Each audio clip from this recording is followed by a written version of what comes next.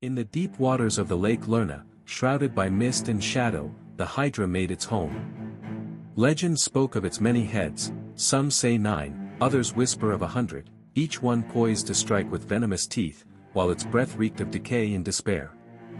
But it was not just the number of heads that inspired dread, it was the creature's cursed ability to regenerate.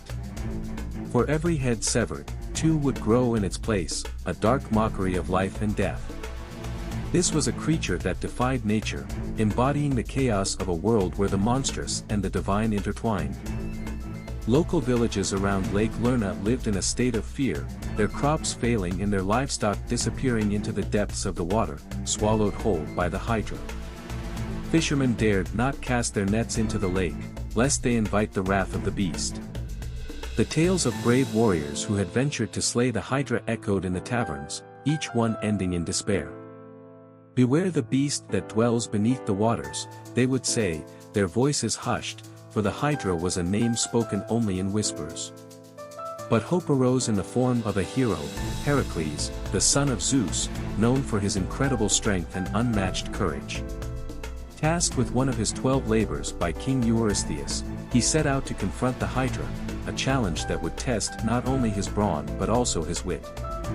Armed with his club and a heart full of determination, Heracles approached the treacherous waters of Lake Lerna, each step a testament to his resolve. As he neared the lake, the air grew thick with humidity, the stench of decay wrapping around him like a cloak. The stillness of the water belied the terror that lurked beneath. Heracles called out to the beast, his voice echoing against the stones, taunting it to rise. The surface of the lake rippled, and then, with a thunderous crash, the Hydra emerged. Heads reared up like a serpent, each one hissing and baring its fangs, its eyes glinting with malice.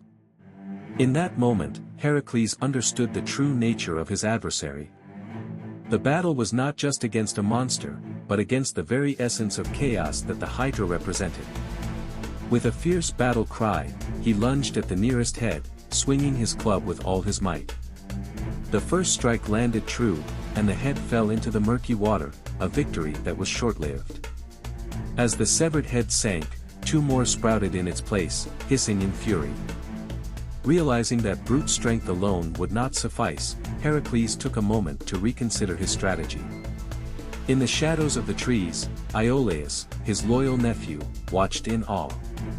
Understanding the nature of the Hydra's regeneration, he devised a plan. Using a nearby torch, Iolaus set fire to the heads as they were severed, sealing the stumps to prevent new ones from growing.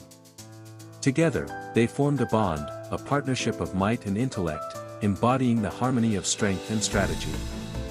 The battle raged on, a dance of life and death under the sweltering sun. With each swing of his club and each flare of flame, Heracles fought against the tide of chaos, the Hydra's many heads spitting venom and death. Sweat poured down his brow, the stench of scorched flesh filling the air, but he pressed on, fueled by a mixture of fear and determination. Finally, after what felt like an eternity, Heracles delivered the final blow, severing the last head. But as he did, he realized the Hydra's true essence.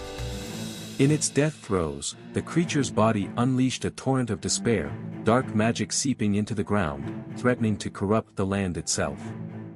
In that moment, he understood, the Hydra was not merely a beast to be slain but a reflection of the chaos that lay within the hearts of men and the world around them. The Hydra's blood, a viscous poison, seeped into the soil, and Heracles, weary but triumphant, knew that true victory lay not just in the physical battle but in the wisdom gleaned from the encounter. He gathered the creature's remains, planning to use its skin for armor and its venom for arrows, crafting tools of protection against the chaos that had threatened his world. As the sun began to set over Lake Lerna, painting the sky in hues of orange and purple, Heracles emerged as both a hero and a sage. The villagers, once paralyzed by fear, rejoiced in his victory, but Heracles reminded them that the Hydra was not just a monster lurking in the depths but a reminder of the internal struggles they all faced. To defeat the Hydra, they must confront their own fears and chaos, whether in the heart of a beast or within themselves. Thus, the legend of the Hydra lived on, a tale told around flickering fires and under starlit skies, a myth woven into the fabric of Greek culture. It became a metaphor for the battles each person must fight, an acknowledgement of the chaos that exists both in the world and within the soul.